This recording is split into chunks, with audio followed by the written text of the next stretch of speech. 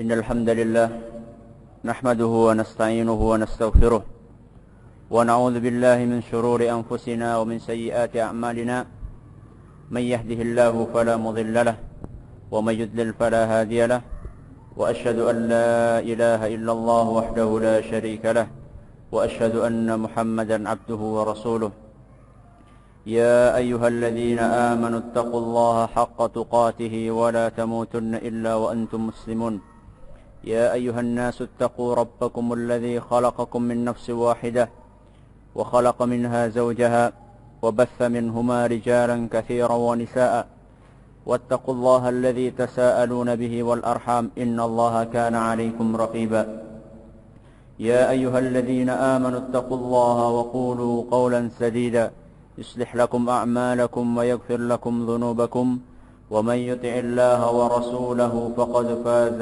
فوزا عظيما أما بعد فإن أصدق الحديث كتاب الله وخير الهدي هدي محمد صلى الله عليه وسلم وشر الأمور محدثاتها وكل محدثة بدعة وكل بدعة ضلالة وكل ضلالة في النار. Ahibati rahimanillah wa iyyakum. Alhamdulillah, pada kesempatan kali ini Allah masih melimpahkan taufik dan kekuatan kepada kita semua sehingga kita bisa menghadiri kajian di masjid yang semoga mendatangkan berkah untuk kita semua. Salawat dan salam semoga selalu tersanjungkan ke Nabi kita Muhammad sallallahu alaihi wasallam, kepada para pengikutnya yang setia meniti di atas jalannya hingga hari akhir nanti. Sebelumnya kami mohon maaf kepada panitia dan para peserta seandainya judul yang diminta tidak sama dengan judul yang akan saya sampaikan pada kesempatan kali ini. Hal itu kembali ke beberapa pertimbangan.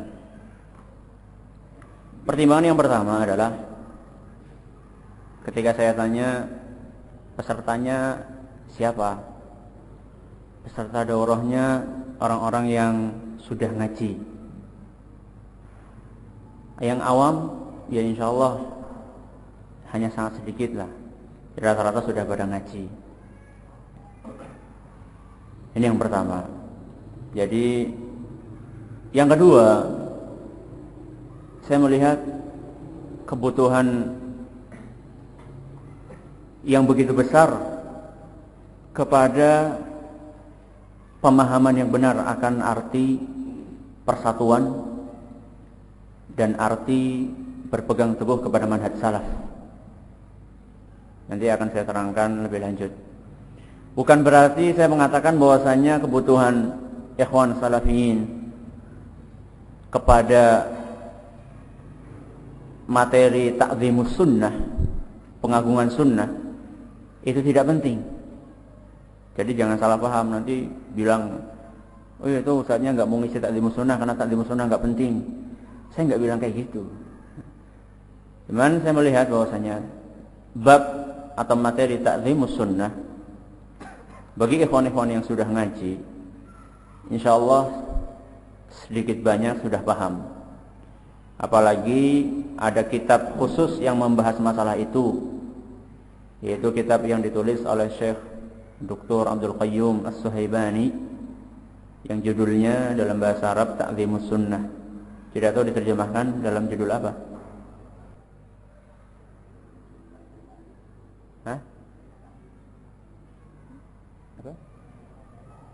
Faedah. Katanya faedah ta'zimus sunnah. Artinya sudah diterjemahkan.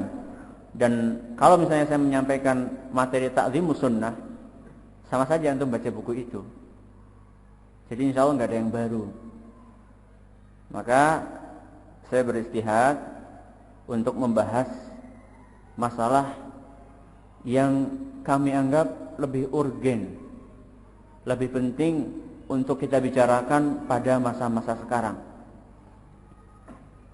di masa-masa yang kita semua merasakan betapa di antara ahlu sunnah, di antara salafiyin terjadi perbedaan pendapat, yang itu semua seandainya kita mendalami materi pengertian dari persatuan dan pengertian dari berpegang teguh kepada manhaj salaf dengan baik, kita mengenalnya dengan baik, diharapkan bisa memperkecil atau menghilangkan perpecahan tersebut.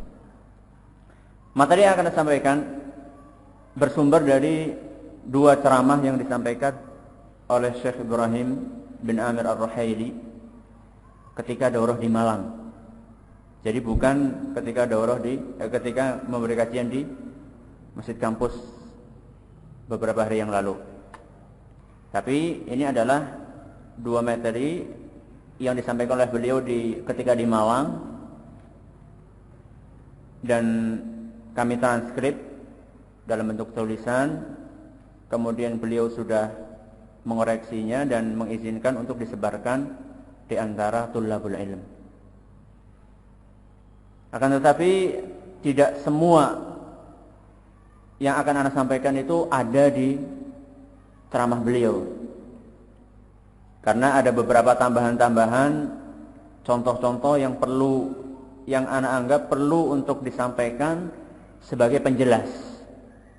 Jadi kalau misalnya nanti Anda menyampaikan sesuatu, jangan langsung dinisbahkan bahwasanya ini adalah perkataan Syekh Ibrahim, ya.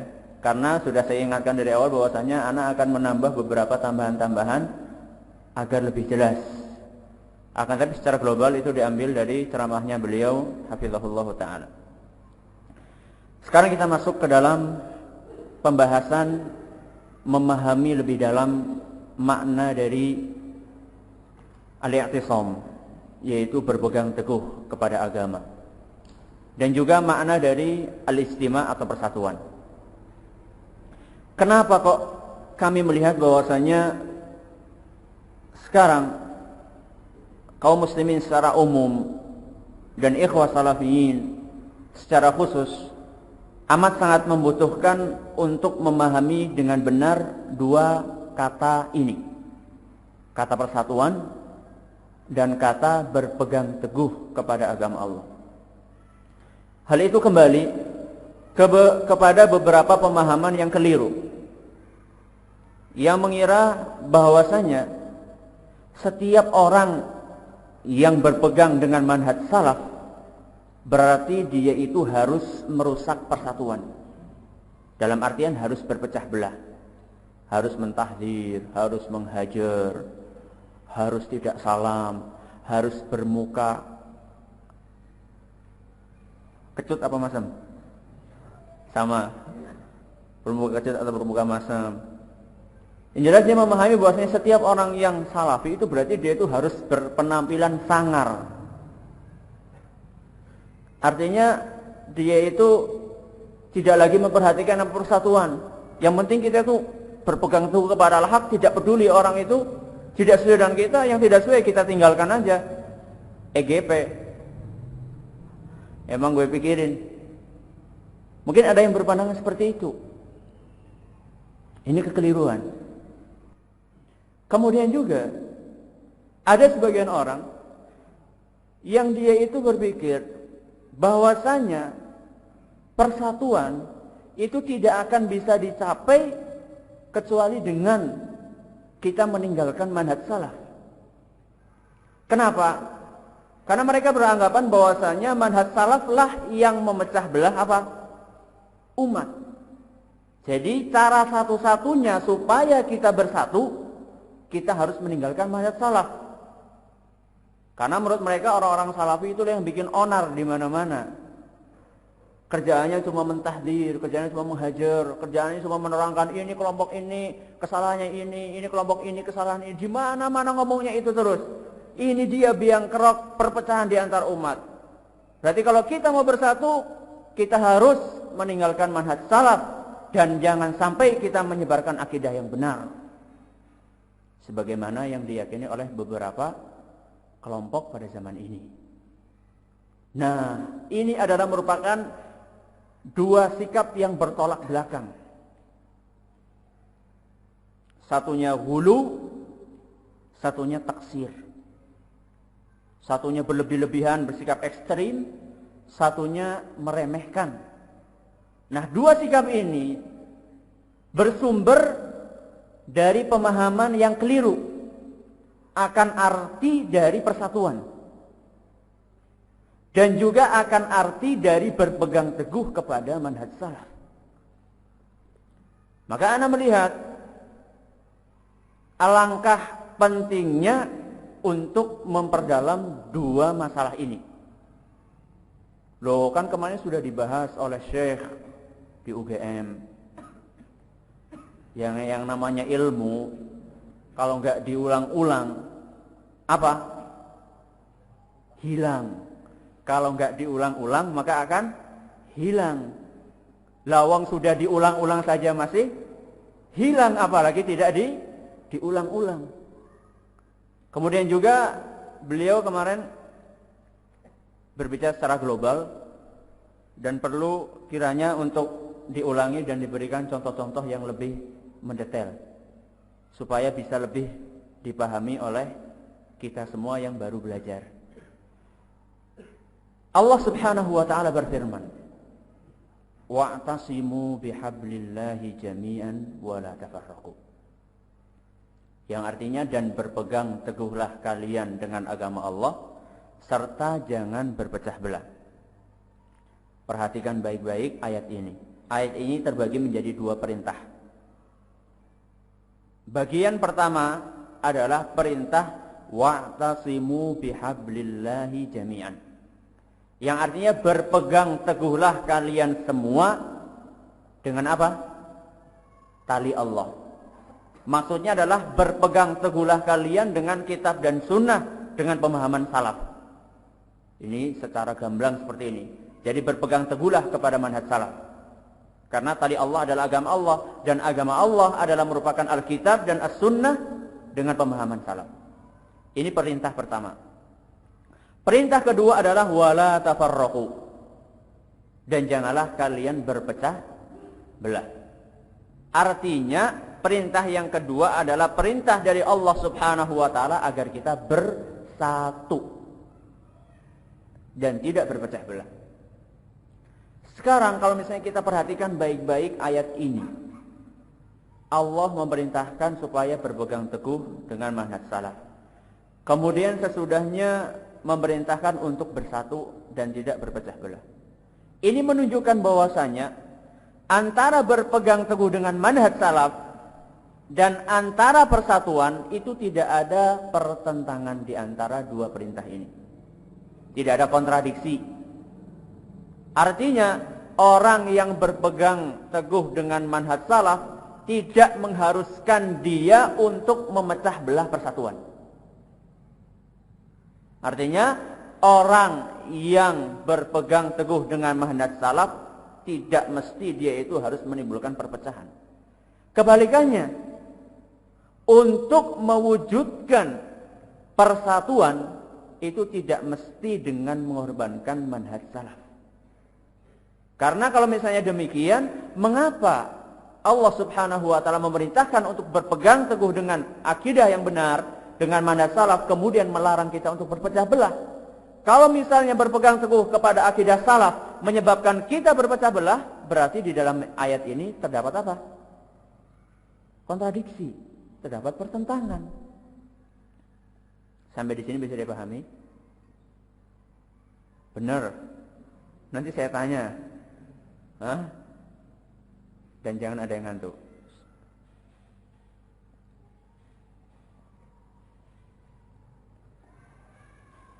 Sekarang setelah kita mengetahui ayat ini, kita akan belajar dan mengenal akan arti dari al-i'tisam, yaitu berpegang teguh kepada manhaj salaf atau kepada agama Allah.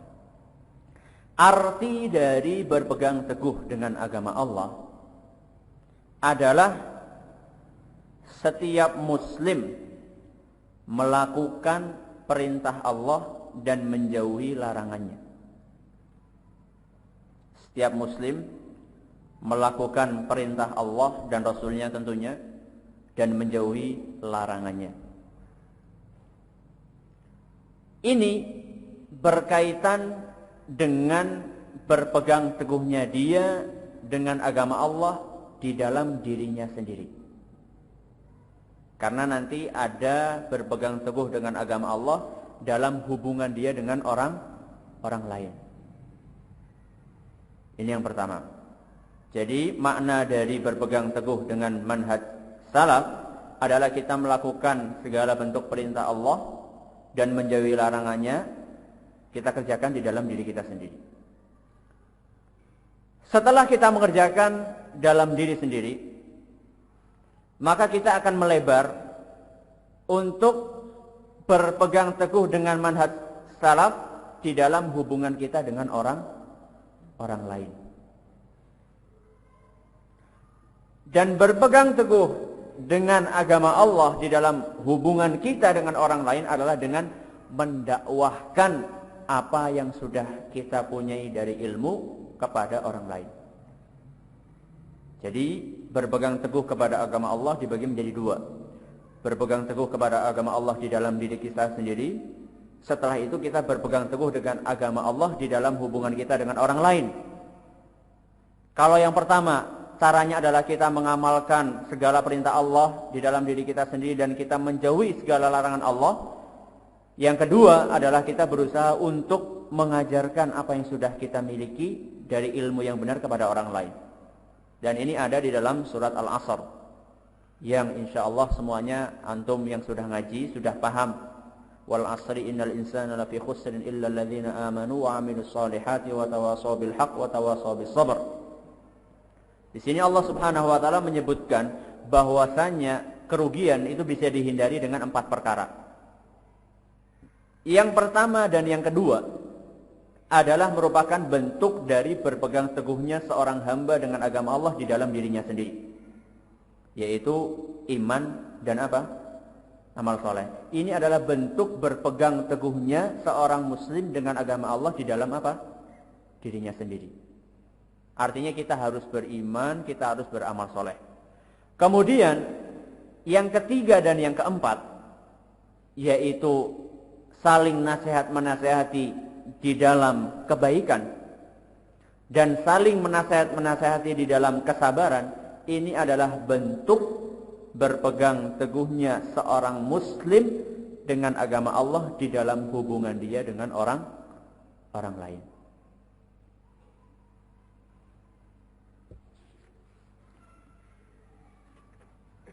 Kemudian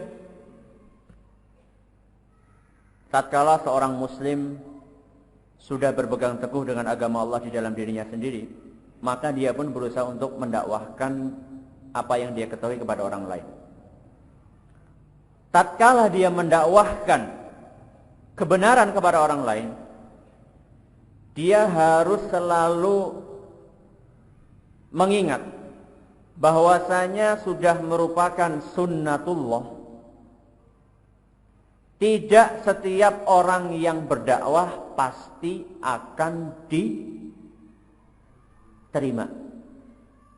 Tidak setiap orang yang berdakwah pasti akan diterima.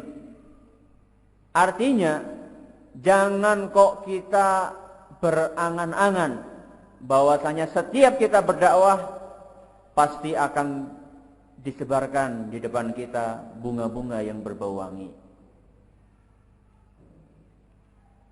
Jadi kita juga harus siap. Tatkala kita mulai dakwah, kita sudah siap bahwasanya yang akan kita hadapi adalah jalan yang terjal, yang penuh dengan duri, alias tidak mesti dakwah kita akan diterima. Dan merupakan sunnatullah bahwasanya seorang dai terkadang dakwahnya tidak diterima. Bahkan kata Syekhul Islam Ibnu Taimiyah rahimahullah, "Ma min rasulin illa waqad kadzdzabahu ba'du qaumih." Tidak ada seorang rasul pun yang Allah utus kecuali ada sebagian dari kaumnya yang mendustakan dakwah dia. Jadi kata beliau, pasti setiap rasul ada saja yang apa? Yang mendustakan dakwahnya alias tidak menerima. Dan ini sudah merupakan sunnatullah. Bahkan dalam satu hadis Rasulullah sallallahu alaihi wasallam bersabda, "Wa ya'tir rasulu wa laysa ma'ahu ahad." Nanti pada hari kiamat akan datang seorang rasul yang sama sekali tidak memiliki apa? Pengikut. Padahal rasul adalah utusan dari Allah Subhanahu wa taala, dan Allah Subhanahu wa taala telah memberikan kepada dia mukjizat-mukjizat dan dibantu oleh Allah Subhanahu wa taala. Tetap saja masih ada seorang rasul yang datang pada hari kiamat nanti dengan tidak membawa pengikut satupun juga, alias tidak ada satupun di antara kaumnya yang menerima dakwah rasul tersebut. Disinilah letak kita harus memperhatikan. Tatkala dakwah kita tidak diterima, jangan sampai kemudian kita terjerumus kepada kesalahan.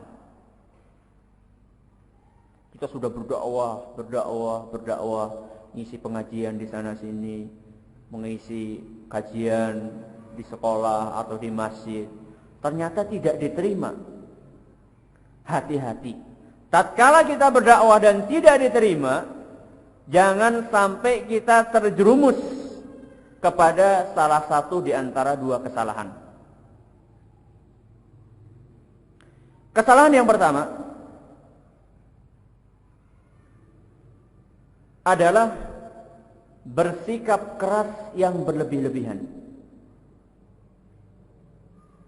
Karena kita, saya sudah capek, sudah dakwah sebulan, baru dakwah sebulan. Saya sudah capek berdakwah setahun, 2 tahun, 3 tahun, tapi nggak diterima juga, berarti saya harus bersikap keras yang berlebih-lebihan.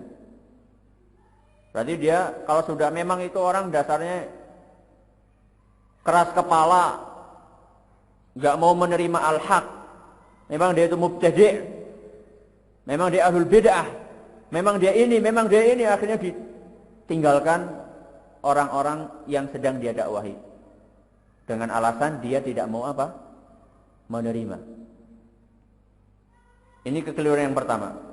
Nanti akan kita bahas tentang norma-norma hajar, supaya jangan dipahami bahwasanya kita itu tidak boleh hajar. Tapi hajar adalah disyariatkan cuman dengan norma-norma yang akan kita terangkan nanti. Ini kekeliruan yang pertama. Kesalahan yang kedua yang sebagian orang terjerumus ke dalamnya tatkala dia berdakwah tidak diterima adalah dia berubah menjadi malas, alias putus asa. Saya sudah dakwah tapi dia nggak mau menerima, sudah tinggalkan aja. Putus asa, malas, cuek, nggak mau lagi berdakwah. Dan Allah Subhanahu wa taala sudah mengingatkan akan dari dua kesalahan ini. Kesalahan yang pertama, Allah ingatkan di dalam firman-Nya kepada Rasulullah sallallahu alaihi wasallam, "Fasbir kama sabara ulul azmi minar rusul." Yang artinya bersabarlah kalian sebagaimana bersabarnya para rasul yang termasuk dalam golongan ulul azm. Jadi Rasulullah SAW diperintahkan untuk bersabar seperti sabarnya ulul azm, yaitu para rasul yang mereka itu dijuluki oleh Allah Subhanahu wa taala dengan ulul azm, yaitu orang-orang yang memiliki sikap yang tegar, memiliki sikap yang teguh di dalam berdakwah. Dan Rasulullah SAW adalah merupakan Rasul yang paling teguh di dalam dakwahnya di antara ulul azm yang ada. Rasulullah SAW diperintahkan untuk bersabar seperti sabarnya ulul azm. Artinya apa? Artinya tatkala kita berdakwah dan tidak diterima, kita harus bersabar dan terus berdakwah. Jangan kemudian kita berubah menjadi bersikap keras yang berlebih-lebihan kepada para mad'u kita. Adapun kekeliruan yang kedua, sudah diingatkan oleh Allah Subhanahu wa taala tatkala Rasulullah sallallahu alaihi wasallam merasa bersedih di saat pamannya Abu Thalib tidak meninggal dalam keadaan apa? Islam. Alias Abu Thalib itu meninggal dalam keadaan apa? Dalam keadaan kafir. Rasulullah pun sedih dan terasa berat karena Abu Thalib adalah merupakan salah satu orang yang paling dekat dengan siapa? Dengan Rasulullah SAW. Dialah yang melindungi Rasulullah SAW ketika berdakwah, dan dialah yang melindungi Rasulullah SAW dari gangguan orang-orang kafir Quraisy. Ternyata Abu Thalib meninggal dalam keadaan apa? Dalam keadaan kafir. Maka Rasulullah pun sangat bersedih. Kemudian Allah Subhanahu wa taala berkata kepada Rasulullah sallallahu alaihi wasallam, "Innaka la tahdi man ahbabta, walakinnallaha yahdi man yasha." Sesungguhnya kamu wahai Muhammad tidak bisa memberi hidayah kepada setiap orang yang kamu cintai. Walakinnallaha yahdi man yasha, akan tetapi Allah lah yang akan memberi hidayah kepada siapa yang Dia kehendaki. Jadi di sini Rasulullah sallallahu alaihi wasallam memperingatkan, Allah Subhanahu wa taala memperingatkan Rasulnya supaya jangan berputus asa.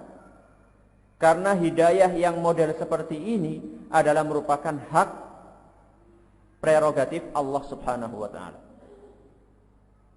Karena hidayah ada dua. Di hidayah yang model ini adalah merupakan hidayah yang hanya Allah Subhanahu wa taala yang memilikinya. Adapun hidayah kita memberikan, mengajarkan, itu kita bisa. Tapi kalau sudah bicara masalah hati, apakah ini akan mendapatkan petunjuk atau tidak, ini adalah merupakan hak prerogatif Allah Subhanahu wa taala.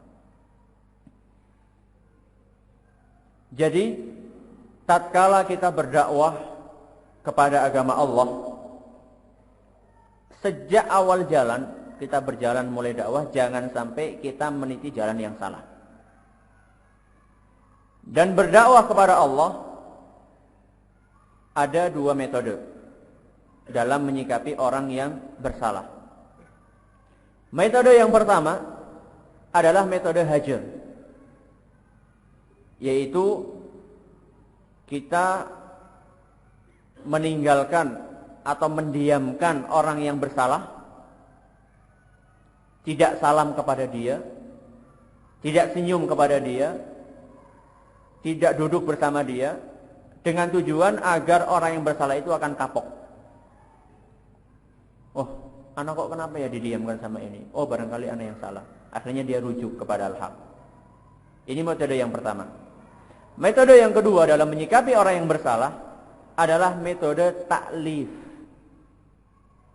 Metode taklif artinya adalah kita berusaha untuk mendekati orang tersebut. Kita dekati, kita berusaha untuk senyum kepada dia, kita berusaha untuk salam. Kalau perlu sekali-kali ditraktir, kita ajak makan.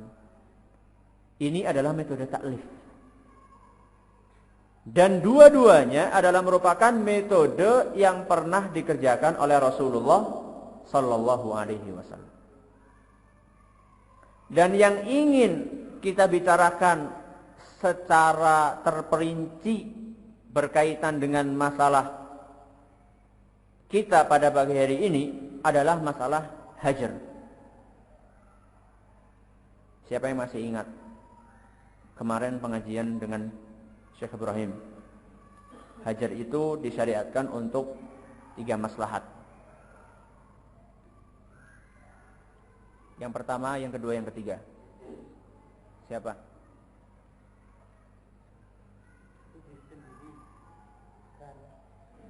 Yaitu penjagaan diri sendiri, yang kedua untuk umat, yang ketiga untuk orang yang dihajar.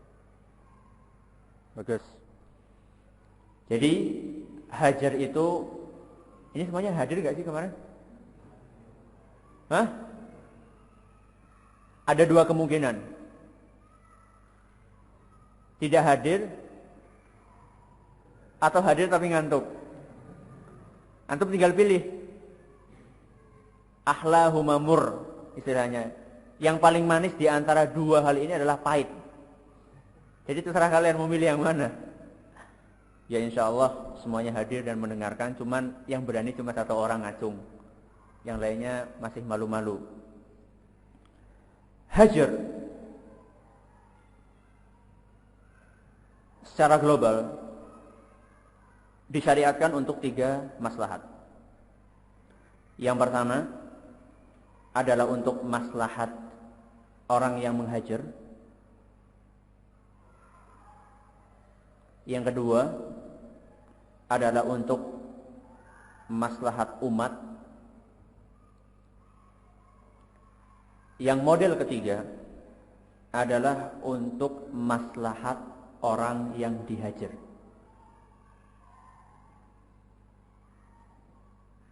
Ini mohon maaf seandainya masih ada yang baru awal ngaji, kemudian mumet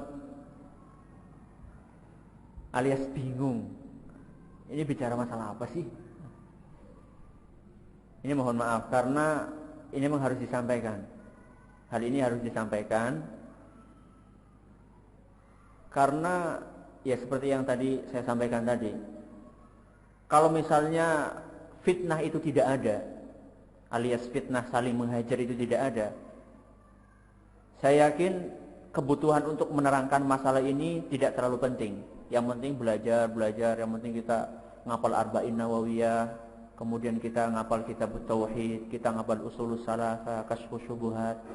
Yang penting kita taksir. Itu kalau nggak ada fitnah. Tapi sekarang masalahnya fitnahnya sudah apa? Sudah ada. Mau nggak mau kita harus mengetahui bagaimana cara kita supaya tidak terjerumus kepada fitnah tersebut. Karena sebagian orang mengatakan sudahlah, ente itu nggak usah bicara masalah kayak gitu. Itulah yang fa'uk, nggak bermanfaat. Yang penting ente itu belajar saja, ngapalkan Al-Quran, mengetahui akidah yang benar dan seterusnya. Kita katakan benar, itu kita juga belajar. Cuman kita juga harus mengetahui suatu keburukan supaya kita tidak apa? Terjerumus kepadanya. Sebagaimana perkataan siapa?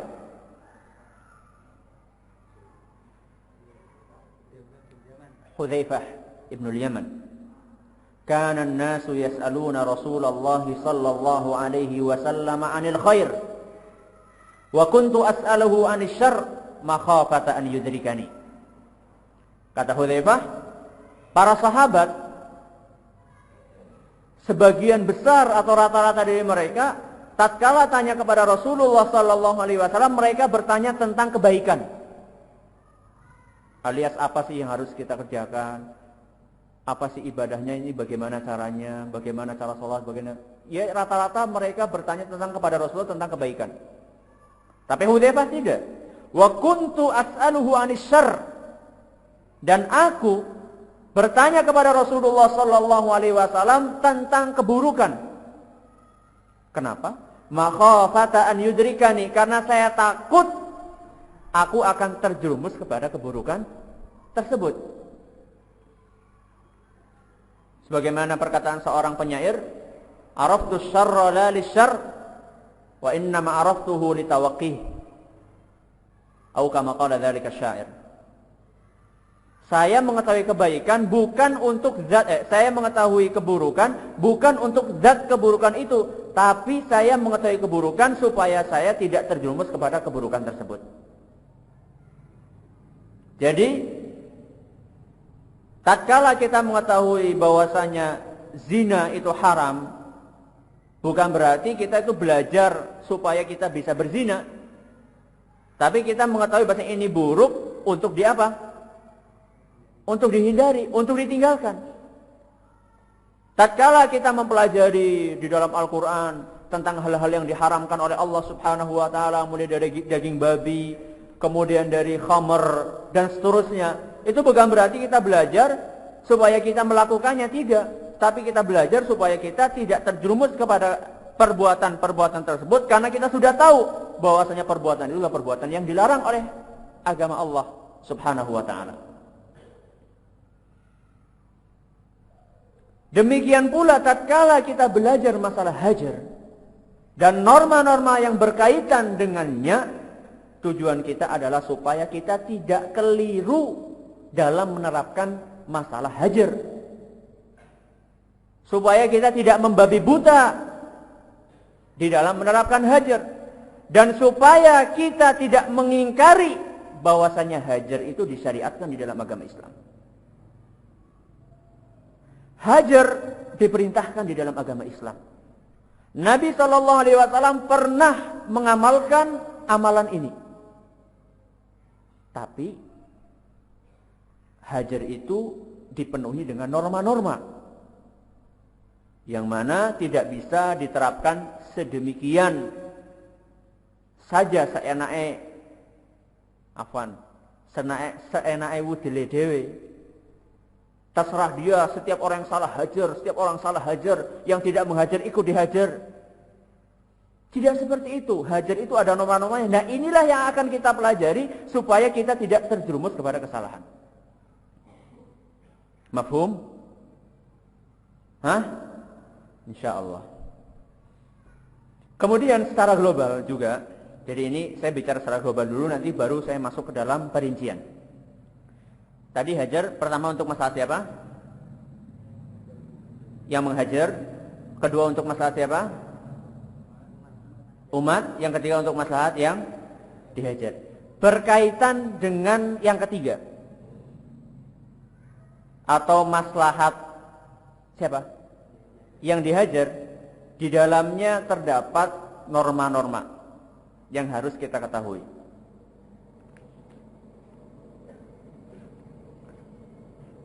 Secara global ada 5 norma. Ini antum tulis dulu, nanti baru ana terangkan secara tafsil, supaya nanti ketika ana menerangkan antum nggak sibuk nulis. Norma yang pertama berkaitan dengan penerapan hajar untuk maslahat yang dihajar adalah memperhatikan pengaruh orang yang menghajar.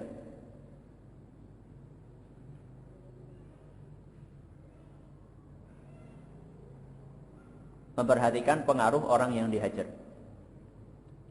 Sudah? Norma yang kedua,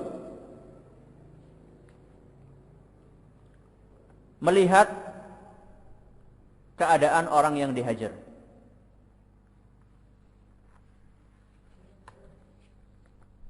Melihat keadaan orang yang dihajar.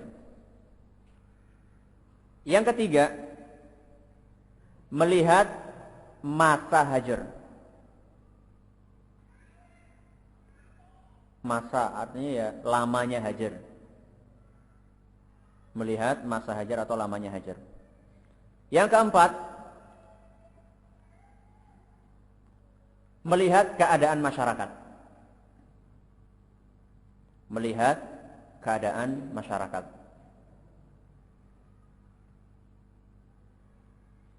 Yang kelima adalah ikhlas semata karena Allah dalam menghajar.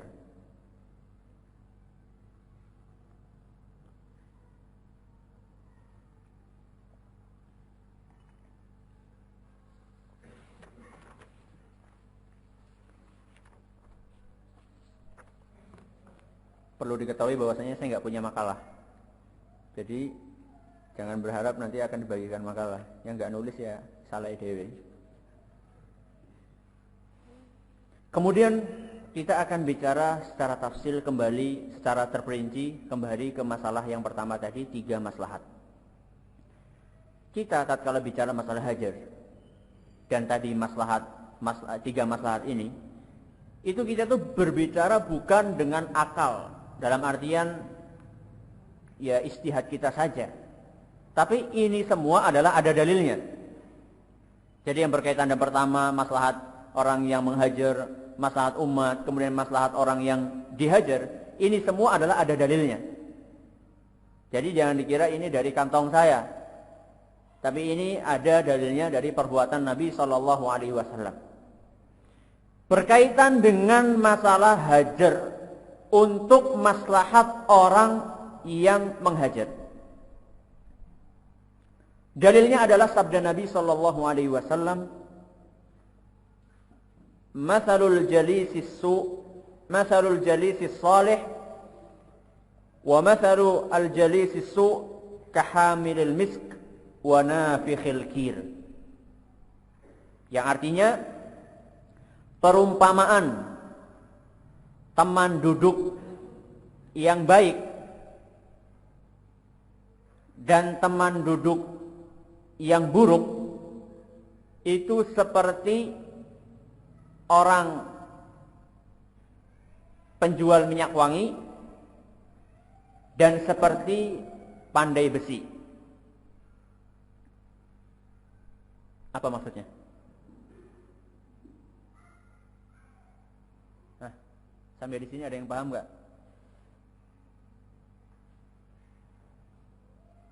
Nanti dulu, ini kira-kira pemahamannya bagaimana? Supaya anak juga ingin tahu dari antum. Anak tanya ini supaya nggak ngantuk gitu loh. Nah, apa maksudnya ini? Dari sabda Nabi SAW. Fadhol, siapa yang bisa? Maksudnya itu, kalau kita bergaul dengan orang yang jelek, Orang yang jelek. maksudnya yang gimana? Maksudnya Ya udah. Terus. kena baunya. Ahsan.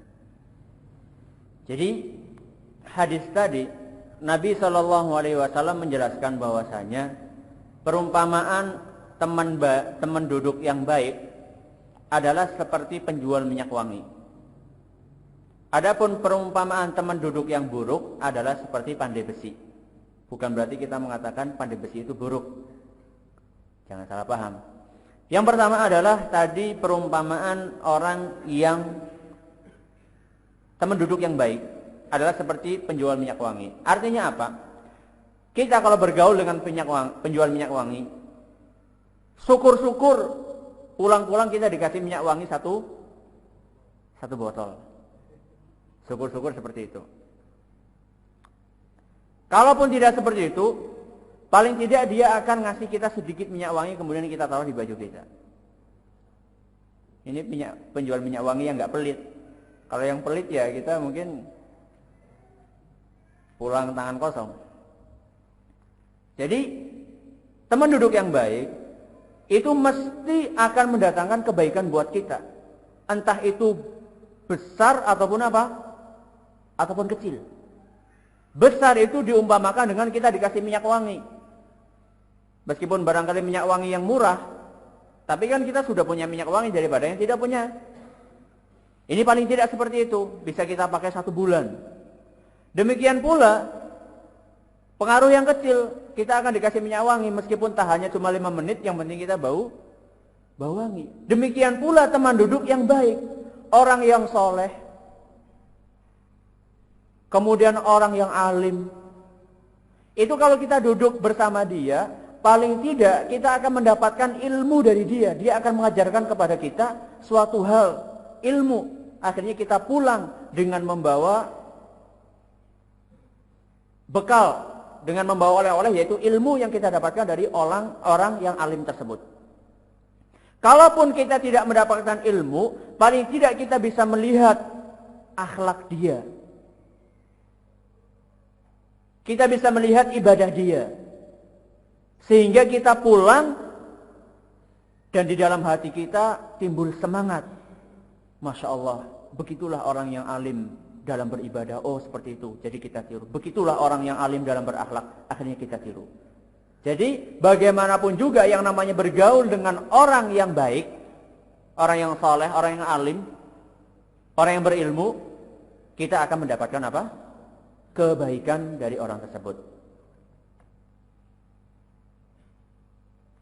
Kemudian contoh permisalan yang kedua, yaitu permisalan teman duduk yang buruk. Permisalan teman duduk yang buruk, kata Nabi SAW, seperti pandai besi. Orang yang duduk bersama pandai besi paling tidak atau maksimalnya baju dia itu akan terkena percikan apa? Percikan api. Antum tahu kan pandai besi? Hah? Tahu nggak? Tahu atau tidak? Pandai besi, ya orang Jawa insya Allah paham, nggak tahu kalau orang Sumatera, orang Kalimantan saya kira sama aja. Pandai kan pinter.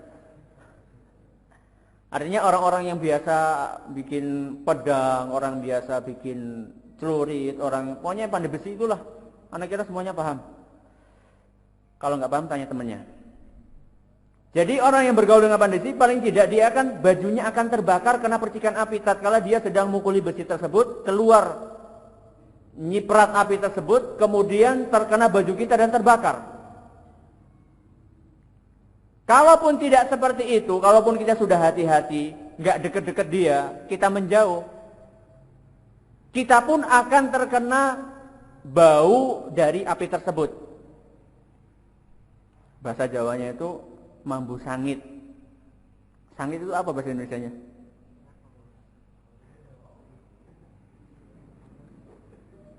Bukan bau hangus, bau asap.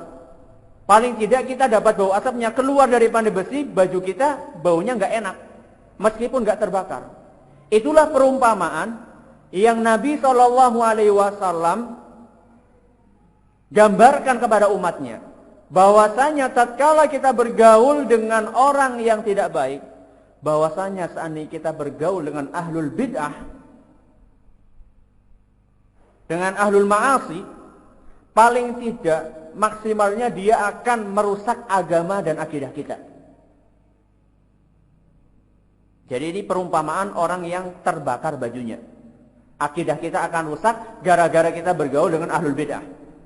Kita duduk dengan dia, kita banyak mendengarkan perkataan dia, paling tidak akidah kita akan rusak.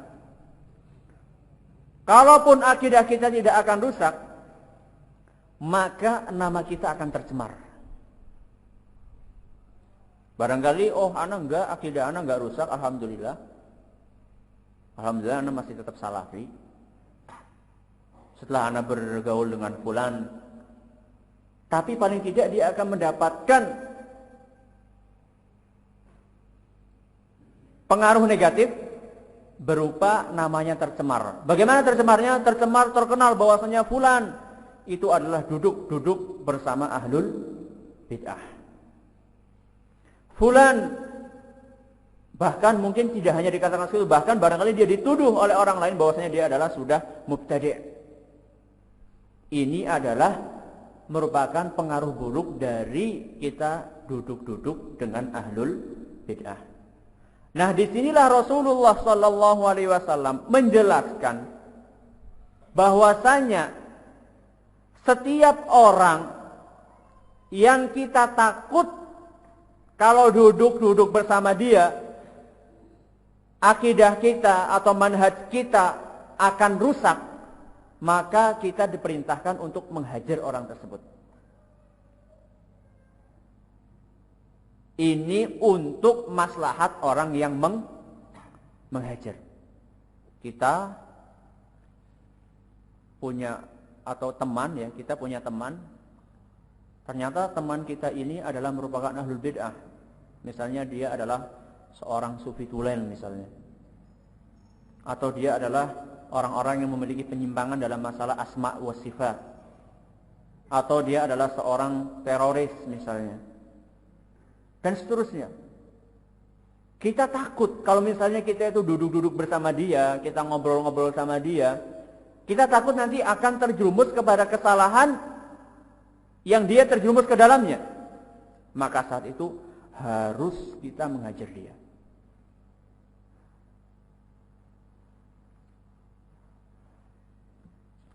Dan hal ini, yaitu menghajar orang yang kita takut akan terpengaruh akidah kita dengan kesalahan orang tersebut, inilah yang diamalkan oleh para salafus saleh. Diceritakan bahwasanya ada salah seorang mubtadi', seorang ahlul bid'ah, yang datang kepada seorang imam di kalangan imam salaf. Mubtadi itu berkata, "Aqra 'alaika ayah." Maukah kamu mendengarkan? Saya ingin membawakan satu ayat kepada kamu. Imam tadi mengatakan, "La taqra 'alayya ayah." Enggak, saya enggak mau mendengarkan ayat yang akan kamu sampaikan. "Aqra 'alaika hadits." Mau enggak kamu saya tunjukkan kepada suatu hadis? Dia menjawab, "La taqra 'alayya haditsan." Tidak, saya enggak mau mendengarkan kamu membacakan suatu hadis kepada saya. "Wala nisfu kalimah." Bahkan saya tidak mau mendengarkan setengah kata pun dari kamu. Artinya sama sekali ayat enggak. Ini imam ya, ini imam Ahlus Sunnah. Ini bukan orang yang sembarangan dia itu enggak mau kayak orang-orang jil. Yang dikatakan Al-Quran dia akan enggak mau mendengarkan itu apa Al-Quran, ini apa Sunnah, ini kuno dan sebagainya. Ini bukan jil ini. Ini imam di kalangan imam Ahlus Sunnah yang sedang berhadapan dengan seorang mubtadi, dan mubtadi itu ingin mempengaruhi imam tersebut. Maka ada seorang yang duduk di situ berkata, "Rahimakallah, lima lam ta'dzan lah." Wahai imam, kenapa kamu tidak mengizinkan orang mubtadi itu untuk membawakan ayat atau hadis atau bahkan setengah kata pun kamu tidak beri kesempatan dia untuk berbicara? Apa jawaban imam tersebut? "Innal qalba dhaif." Sesungguhnya hati itu lemah. "Wa inni akhsha an yurida alayya syubhatan fala takhruju min qalbi." Dan saya takut seandainya dia itu menyampaikan, melontarkan suatu syubhat, kemudian masuk ke dalam hati saya, dan syubhat itu akan berdiam di hati saya dan tidak bisa keluar. Siapa itu? Imam. Orang yang alim di antara ulama Ahlus Sunnah. Takut seandainya syubhat itu terjerumus atau masuk ke dalam hatinya. Kalau sudah terlanjur masuk, takut dia nggak bisa mengeluarkan syubhat tersebut. Padahal kita ketahui sendiri, a'immatus salaf, para imam salaf yang mereka adalah orang yang keilmunya tidak diragukan lagi. Kemudian ketakwaan mereka juga Masya Allah. Wara' mereka, zuhud mereka, tapi tetap mereka masih takut hatinya terpengaruh dengan syubhat ahlul bid'ah.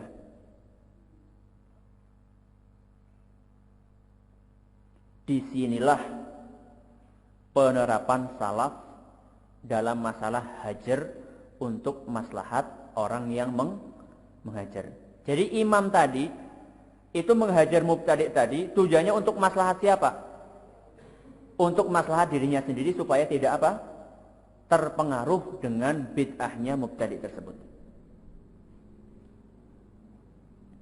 Dan kita diperintahkan untuk mencari keselamatan diri sendiri sebelum kita berusaha untuk menyelamatkan orang lain. Sebagaimana tadi di dalam surat Al-Asr. Sebelum kita diperintahkan untuk berdakwah, kita diperintahkan untuk apa dulu? Beriman dan beramal saleh dulu. Artinya kita berusaha untuk mencari keselamatan diri sendiri, baru kemudian kita berpikir untuk menyelamatkan orang lain. Seandainya ada seorang yang berkata, "Ana berharap dengan duduk-duduknya ana dengan ahlul bid'ah itu, ana berharap dia akan mendapatkan hidayah. Karena ana akan menerangkan kepada dia kebenaran, ana jelaskan dengan dalil-dalilnya. Saya berharap dia akan akan mendapatkan hidayah. Tapi ana juga khawatir, jangan-jangan ana terpengaruh dengan syubhat dia. Jadi dia di antara dua pilihan. Dia ingin untuk dia mendapatkan hidayah dan dia berharap dia orang mubtadi dapat hidayah, tapi di sisi lain dia juga apa? Juga takut jangan-jangan anak apa? Akan terpengaruh dengan bid'ah dia. Di dalam kondisi seperti ini, apa yang akan dikerjakan oleh anak? Apa? Hah? Tidak? Tidak hajar. Tidak hadir. Yang lain?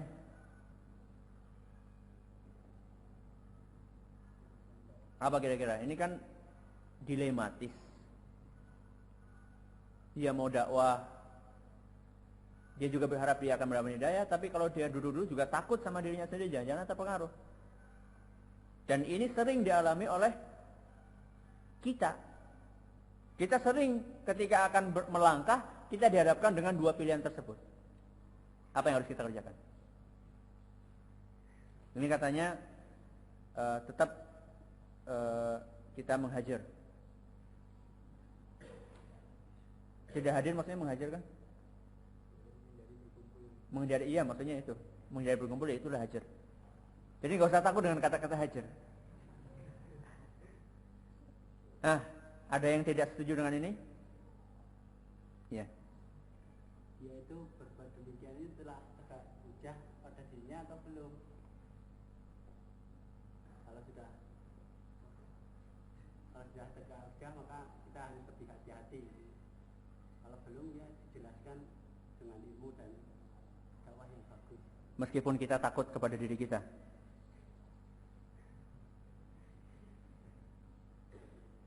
Jawabannya ada di dalam firman Allah Subhanahu wa taala, ya ayyuhalladzina amanu qu anfusakum wa ahlikum nara. Wahai orang-orang yang beriman, peliharalah diri kalian dan keluarga kalian dari api neraka.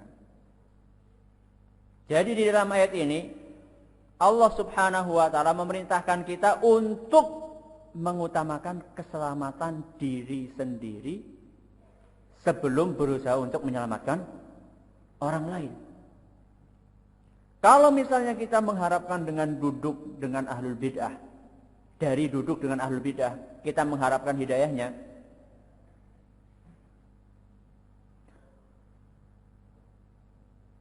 kemudian setelah itu kita juga khawatir di dalam diri kita jangan-jangan kita terpengaruh, maka saat itu kita harus mengutamakan keselamatan diri kita sendiri, alias apa? Kita menghajar. Wah, ini syadid jiddan. Ini orang kok keras banget. Nanti insya Allah antum akan mendengarkan lagi perincian-perincian yang saat itu mungkin barangkali antum akan mengatakan ini orang kok nggak keras banget, ini orang kok mumayyi'. Mumayyi' itu istilah, ini orang kok apa ya, sangat bermudah-mudahan. Sekarang antum akan mengatakan ini orang kok keras banget. Nanti kalau kita sudah menerangkan masuk ke dawabit, nanti atau mengatakan ini orang kok susah banget mau menghajar.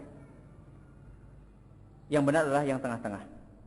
Jadi kalau misalnya suatu ketika kita dihadapkan dalam masalah ini, maka yang benar adalah kita tidak bergaul dengan dia, karena yang harus kita kedepankan adalah untuk mendapatkan hidayah diri sendiri sebelum memberikan hidayah kepada orang lain. Oleh karena itu disyariatkan untuk berhijrah dari negeri kafir menuju negeri apa? Islam. Kemudian kita juga disunahkan atau disyariatkan untuk berhijrah dari negeri yang banyak bid'ahnya menuju ke negeri yang sunnahnya di situ tersebar. Dan juga kita disyariatkan untuk meninggalkan negeri yang di situ maksiatnya menjamur menuju ke tempat yang orangnya di situ orangnya alim-alim. Jadi ini semua adalah menunjukkan bahwasannya kita diperintahkan untuk menghajar seandainya kita takut terpengaruh dengan keburukan orang yang dihajar tersebut.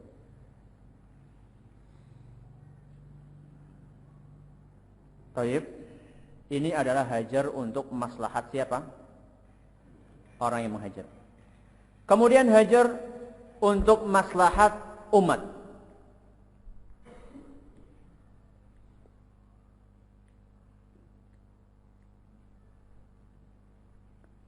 Maksudnya bagaimana? Maksudnya adalah kita menghajar orang yang bersalah dengan tujuan supaya umat, masyarakat di sekelilingnya itu mengambil pelajaran dan mereka kapok, tidak mau terjerumus kepada kesalahan orang tersebut. Saya ulangi lagi. Yang dimaksud dengan hajar untuk maslahat umat adalah kita menghajar seseorang yang bersalah, entah itu bid'ah atau maksiat, dengan tujuan bukan untuk maslahat orang yang dihajar. Barangkali orang yang dihajar ini dia akan mendapatkan maslahat kalau misalnya kita duduk dengan dia, tapi adalah supaya masyarakat di sekeliling dia itu mengambil pelajaran, lantas tidak melakukan kesalahan seperti kesalahan orang yang dihajar tadi. Bisa dipahami? Bisa? Atau bingung? Kalau bingung istirahat dulu aja.